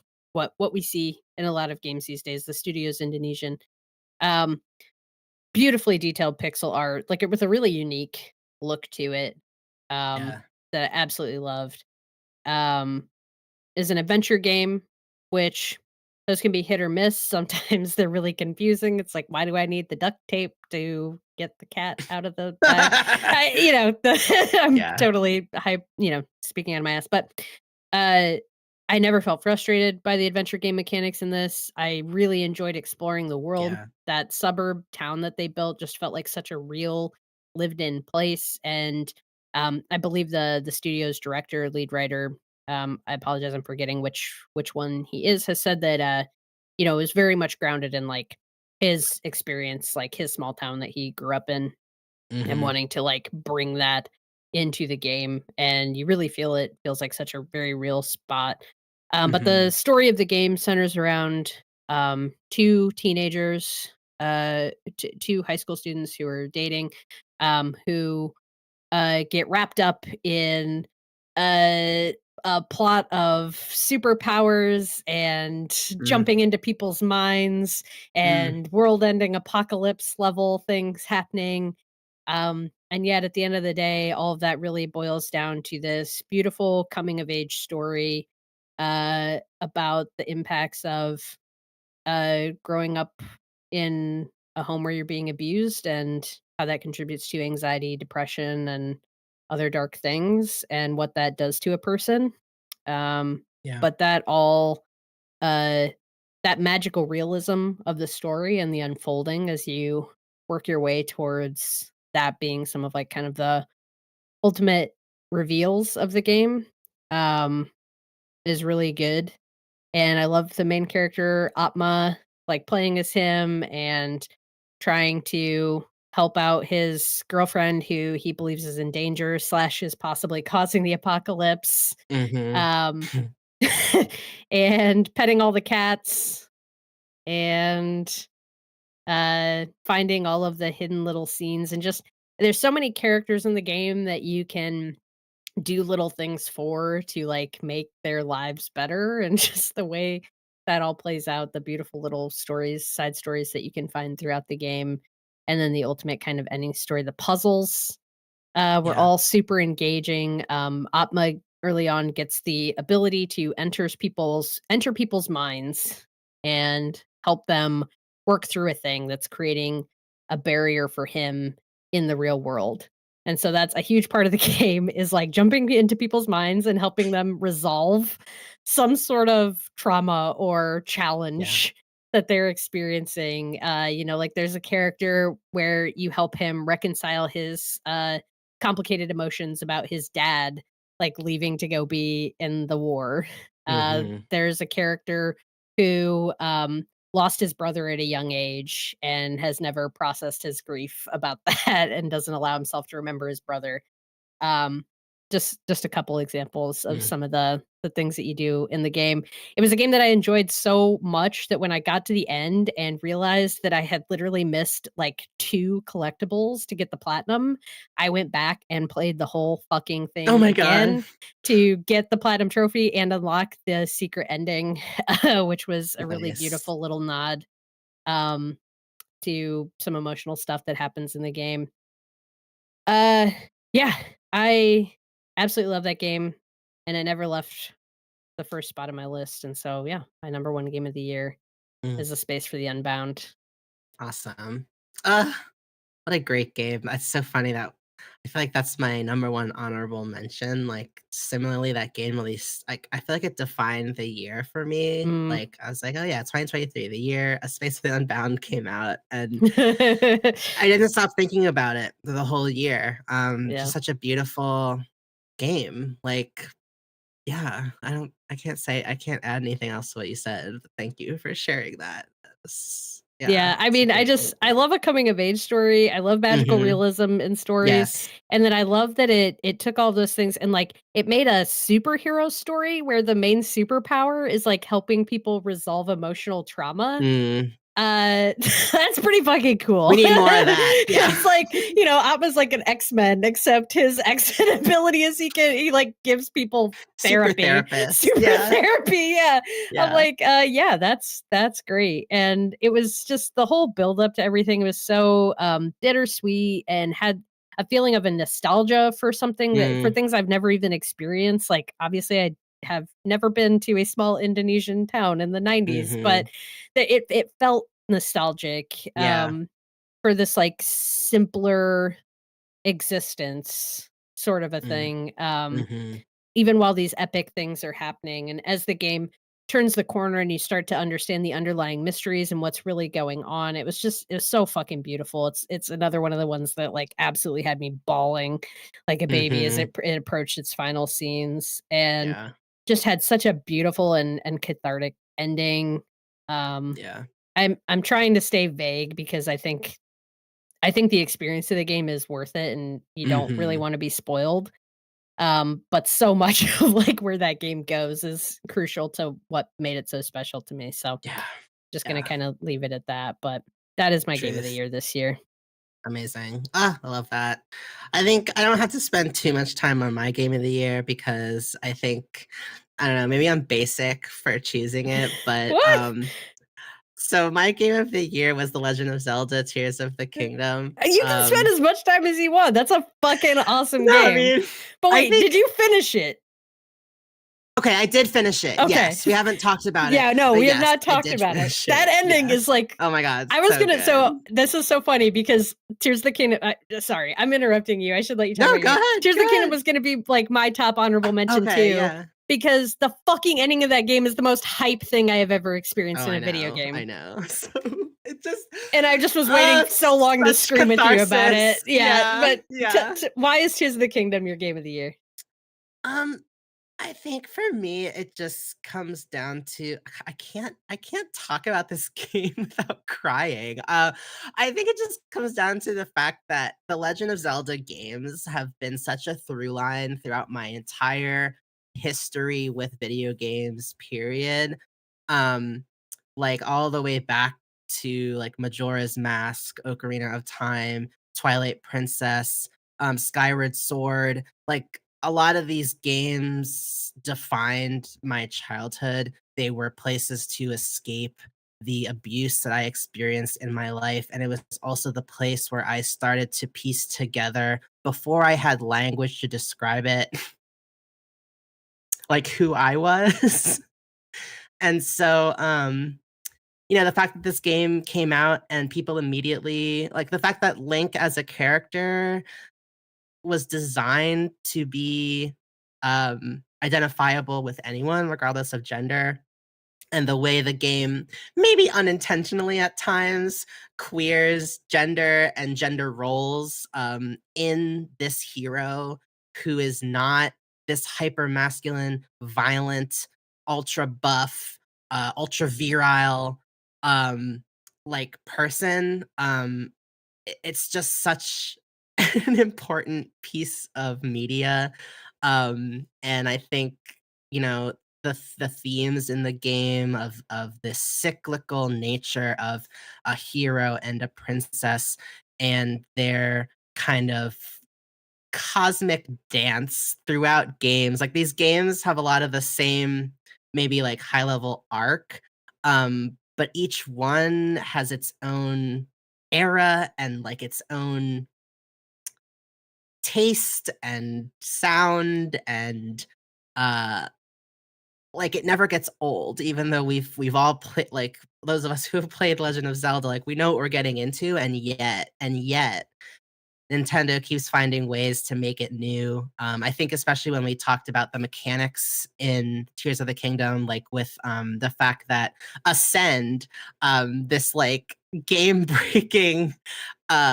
mechanic where you can just bop through any surface or ceiling and And how come many out other on games I top. wanted that in this year? It's Yeah, just like, God damn, I just look up and be like, I know, like, where's wish the I could just sand? ascend. Yeah, like, the physics in this game, the ways in which you can take pieces of the environment and build almost endlessly, different tools and vehicles. Like, there's a whole subreddit called Hyrule Engineering where people will make the most Yeah. insane contraptions, and the fact that again, that mechanic of Ascend, the fact that that existed as a way for developers to catch bugs, and they were like, "You know what? This is fun. Let's just put it in the game." Like, I think it's just such a triumph of all of the most fun and enjoyable parts of game making and the joy that went into making this game. And on top of that, what it means to so many people in the queer and trans community, especially at a year where we're seeing more and more rights taken away, and hate rising towards us. Like, I just think this game meant so much more to me than I can say, and I played it for a long time as well. It's one of my most played games, but, like, yeah, it's just the combination of nostalgia, it's the combination of mechanics, it's the combination of, just the fandom, and how much further, um, you know, that takes it, like, how people can identify with Link and find the strength to come out because of Link or, through playing as Link, figure out things about themselves that, like me, they may not have had language for yet, but there was something there that gave them the strength to look deeper. I'm gonna stop because I can't stop crying, but, that's my game of the year.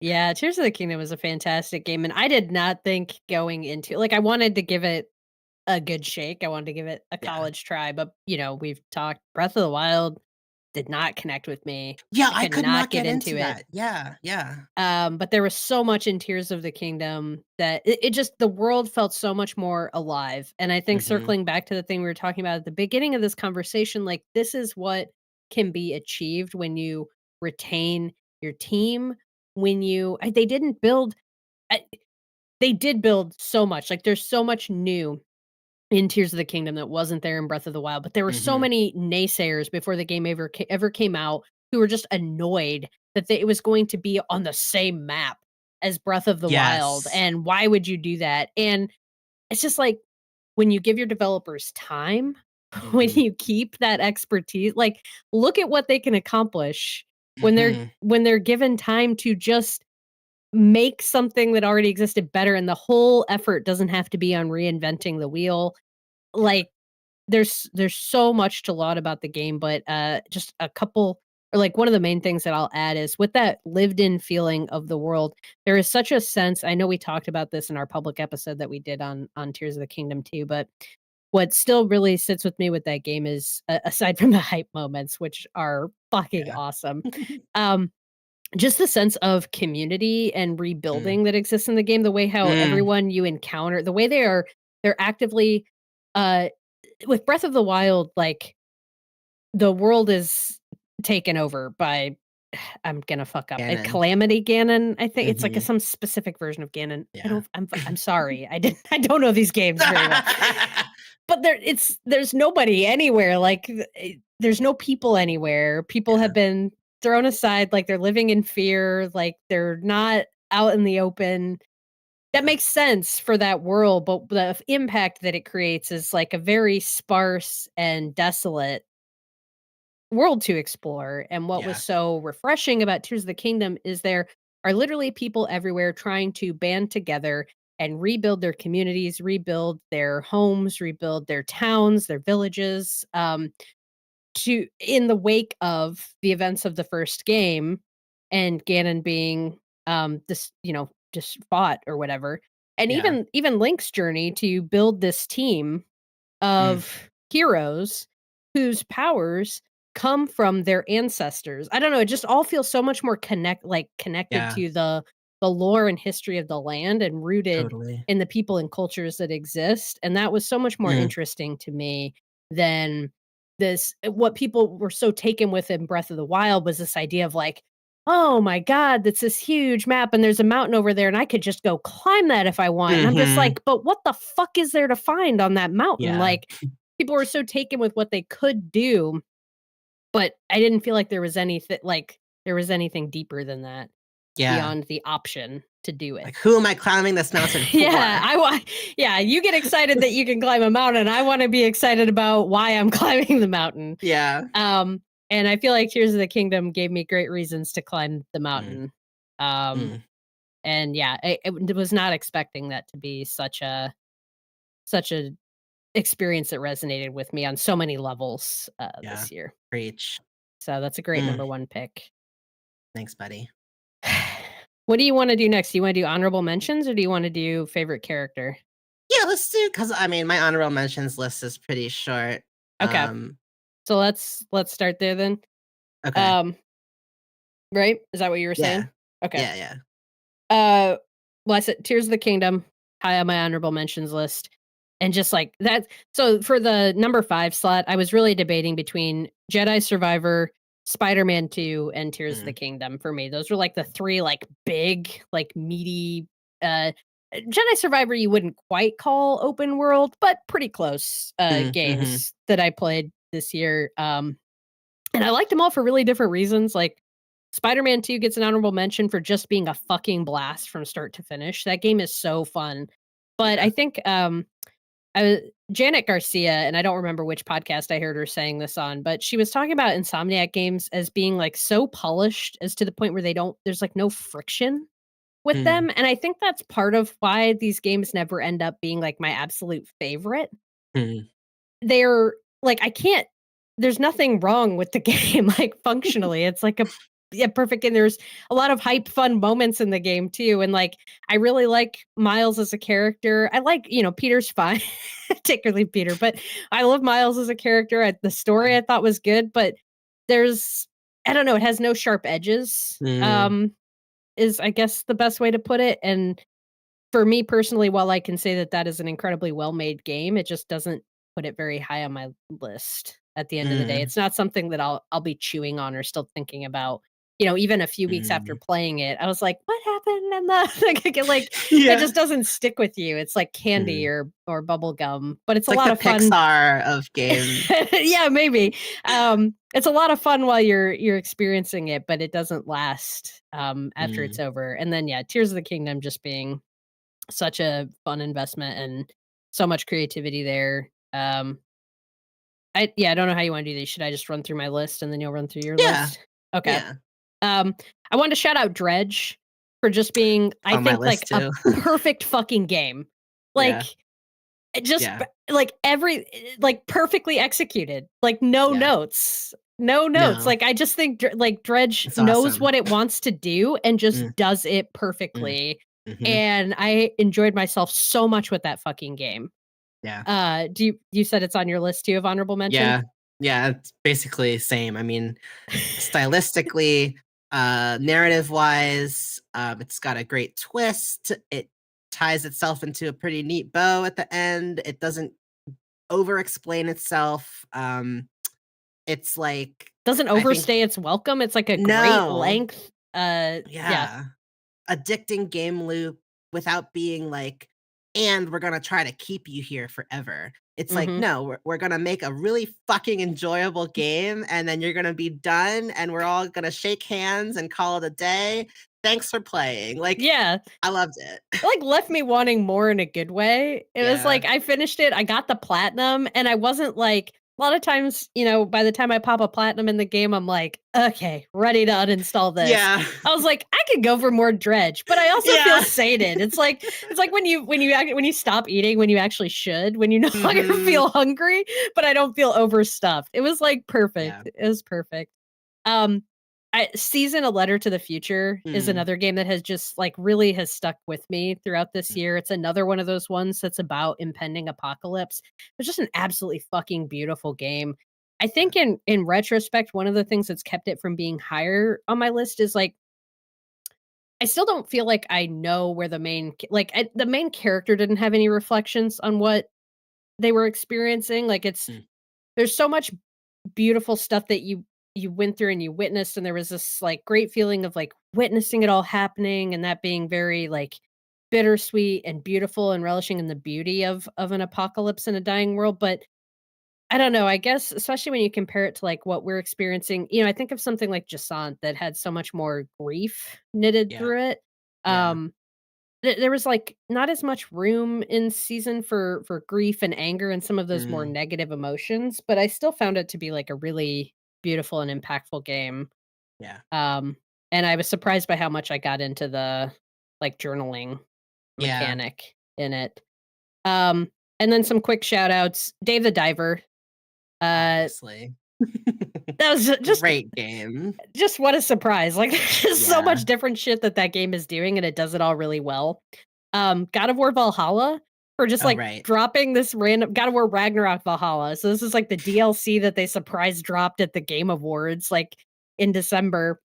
It's basically Kratos goes to therapy. It's not Yeah. what I would have necessarily wanted if you'd, like, asked me to describe my perfect DLC for God of War Ragnarok, but it was also, like, really fucking enjoyable to play and had Mm. way more story than I expected it to have when they're like, "We're putting in a roguelike mode." And, like, going back and working through Kratos's past, as someone who played the original games, I found it super rewarding, so that was just, like, Mm. this cool little surprise in December.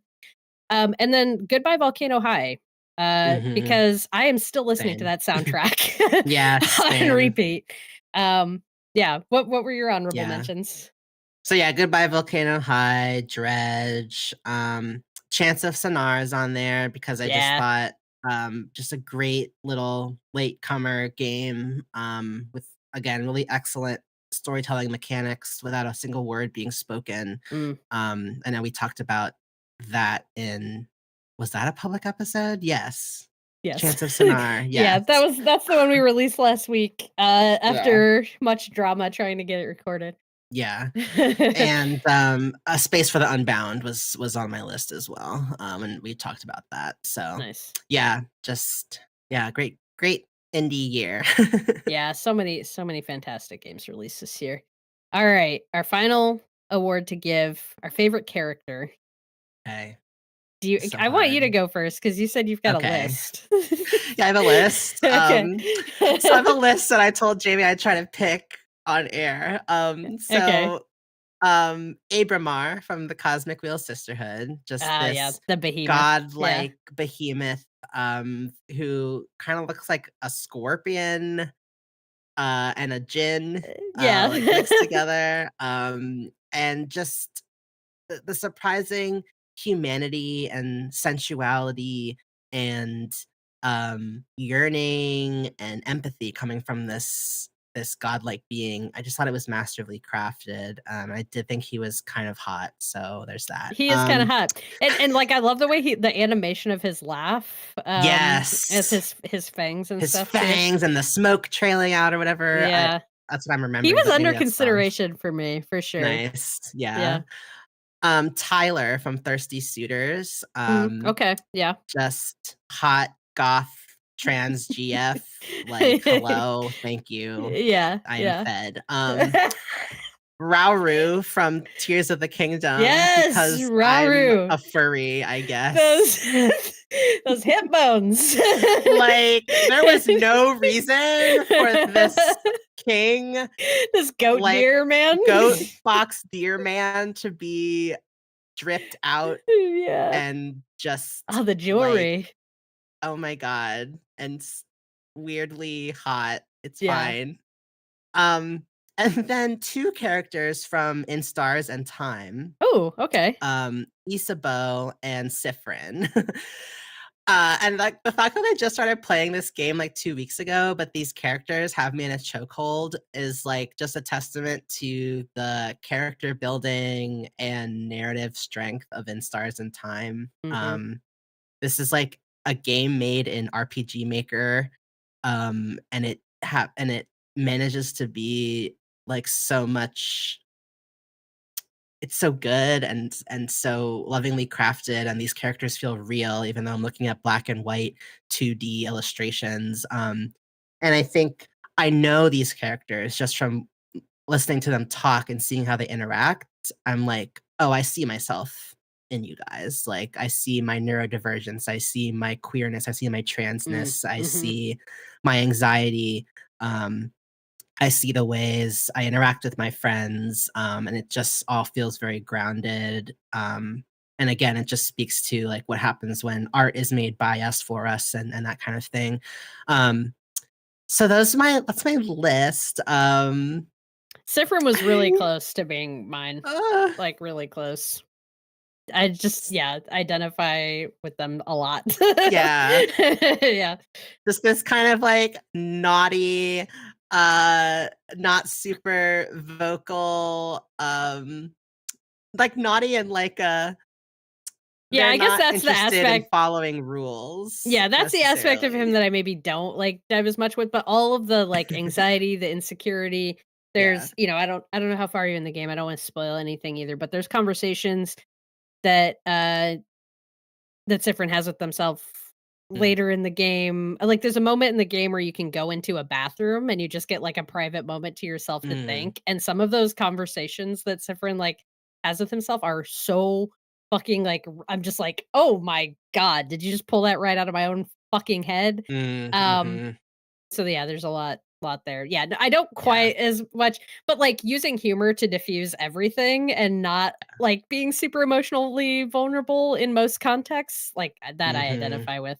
Sorry, I didn't mean to cut Totally. you off, though. No, you're good. We love a chaotic he, they. So, Sifrin, yes.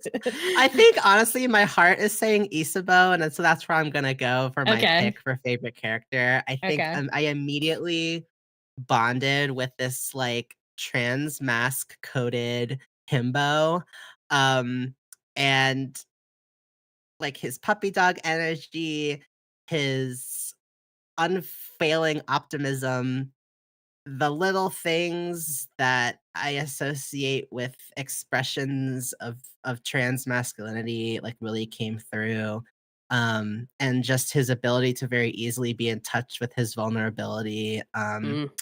and just being such a great support system and just an overall great person, like, I think he's my favorite part of the game so far, and so, yeah, it's my favorite character. Yeah, I mean, just as a presentation of, like, a positive version of masculinity, period, like, Yes, he's period. he's so great. He is the Yeah. defender of the team. He's, like, the big buff guy who's gonna hit things hard, and yet he is Mhm. also in the dialogue, in the narrative that happens, he is the most emotionally intelligent member of the team. The Yes. conversations that he has with people, the things that he notices that are going on with other people. I remember there's, like, a point later in the game where you have this side conversation as Sifrin with Odile, who's an older woman who's traveling with the party. and she's a researcher. She's a little more like type A, like Mm, a little more like holds herself back, does not speak very emotionally, and she like comments on the fact that like thank God we have Isabeau here to like mhm. be the emotionally intelligent person in the party and like keep everything smoothed over and recognize when people are having a hard time and engage with Yeah, them. And Odile saying this to Sifrin because she's like, that's not really our bag. So thank God that we have we have yeah. Isabeau here to do this. Yeah, I think it's such a great it was a great choice to combine those characteristics into Mm, one person, um, mhm. and show that, like, being a guy does not mean being, like, emotionally distant. Totally, Yeah. totally. Alright, what's yours? Hit me. So I chose as my favorite character of the year, and it was a tough decision, but I chose Song So Mi, aka Mm. Songbird, from Cyberpunk 2077: Phantom Liberty. Oh, yeah, mhm. Voiced by Minji Chang. Um, and I chose Song Somi because I just found her to be one of the most, Cyberpunk is a game I have a lot of complex feelings about. Again, this is another Patreon bonus episode if you want to go listen to all my complicated feelings about Cyberpunk the game. But the one Mm, thing that I think that they do really well is to present very well-rounded, fleshed out human characters and to present those in a game where the focus is on a very cinematic and realistic presentation of human characters. And I think that is what the game excels at, putting you in a first person perspective, interacting with characters who feel and look like real humans. mm, And the way that that is able to I mean, we're talking about in Stars and Time, which is black and white pixel art. And right. I can feel very connected to Sifrin and Isabeau. This is not like you can do that with pixels and with lines of text just as Yeah. well. I don't think one is better than the other. But I do think that is what Cyberpunk does really well is presenting characters who look and act like humans, who feel like fully acted and that you are someone who you are really interacting with. Mm, And Song So Mi, like, her story in the game is pretty tragic. They give you a lot of paths forward with her. You can really decide she's a net runner who works for the government, for basically, like, the game's version of the FBI. But she's someone who has been under government control since she was, like, 19 years old. Net runners are basically like hackers. They're people who have cybernetic implants that allow them to, uh like, mentally enter the internet is mm. perhaps the best way to put it, and, like, interface directly with the internet and with, other, like, mechanical objects and stuff. So, she was so good at what she was doing that the government, like, scooped her up and got her to work for them for a long time, and Mm, now she's in a situation where she's been kidnapped, and basically the government is weighing their options of whether it's better to get her back or to put her down so that she's oh not a god. danger to them. And so that whole like the themes of I don't know what it means to be like a soldier and how Mm, institutions of power will just kind of use people up until, use people up and build people up until they no longer feel like they can control them and then they'll just throw them away just as yeah. quickly. Which I think is, those are not completely uncommon themes. We see that in a lot of media, but the way it's represented through Songbird's story, and the complexity that she's allowed to have as a character, uh, was really cool. You don't go through that at different times in the narrative. You pity her, you hate her, you uh, you can choose to. You can make a lot of different choices about what her end is, like if she gets away, if she gets turned back into the government, if she's pushed Mm, to become a monstrous version of herself, and mm, has to be put down. Like you make decisions that affect those different paths that she go through, and because of how well she's written and performed, those all feel like really legitimate paths as you move through the story for her to possibly take. So that complexity and just yeah, there's something very powerful about sitting face to face with a character who's being fully acted and like performed right in front of you and you have that first person view. It's like very immersive. and feels Mm. very connecting. Um, so yeah, she was my favorite character in games this year. Not because I thought she was like necessarily a great person, but because she made made me feel as complicated as I might feel about like another real human being in my life. Mhm. Um, just felt really, really real and complete. Very cool. Yeah. I remember you talking about that game and how great it was, so, um, yeah, I didn't I haven't played, Cyberpunk games, but I love Yeah. hearing you love them. Thanks. Well, that is it. That was our 2023 year in games. I can't believe it's over. Wow, Um, and we'll be back in another year with a whole new list that's that right. will surprise us. Again, I'm Mhm. sure. I'll be really Can't interested. wait. Int- yeah, I'll be interested to see how things shake out this year. I feel like last year we knew so many big games that were coming out, and yet Yeah. it was the smaller games that ended up stealing the show for me. It was, like, all the stuff that I Mhm. didn't know that was coming out. I mean, Space for the Unbound, I didn't even know it was out until after it was out. All these, like, smaller games that we weren't expecting that just stole the show. So, this year, we're going into the year with really only having a sense of the first few months, and then Yeah. what will happen after that, I don't know. But Who can say? I'm sure there'll be lots of great stuff to play, and if not, Mhm. we can catch up on all the shit we missed from this past year because 'cause I'm sure there was Yeah, plenty. great. All right, folks, time is up for today's session of Pixel Therapy, but thank you for tuning in, and we hope that listening to our thoughts and feelings gave you some thoughts and feelings of your own. You want more Pixel Therapy? Come check us out at patreon.com/pixeltherapypod, where you can sign up for free to stay up to date on everything we have going on, including our weekly streaming schedule, or subscribe for as little as $2 a month, and you can snag that sweet monthly bonus episode. We'll be live streaming video games on Tuesdays and Thursdays, this week and every week at 8 p.m. over on Pixel Therapy Pod's YouTube channel. So give us a subscribe there and ring the bell to get notifications every time we go live. And of course, you can also support the show by rating and reviewing us on Apple Podcasts and following us on Twitter, aka X, at Pixel Therapy Pod. That stuff is just as important, and we do appreciate it just as much. Finally, since we like to put our money and our energy where our mouth is, we end every episode with a recommended side quest. This week, I want to tell you all about Connecting Humanity. They are a nonprofit organization dedicated to connecting vulnerable people in conflict zones by distributing eSIMs, which are digital SIM cards that allow for connection to a cellular network, bringing vital communication to family between medical providers and patients and more in Gaza and beyond. So you can check them out on Instagram at Connecting Humanity. And of course, we'll drop that link in the show notes. Thank you for that side quest, Spencer. That is our show for today. So go forth, run a story mission, level up some stats, and don't forget to hug an NPC every now and then.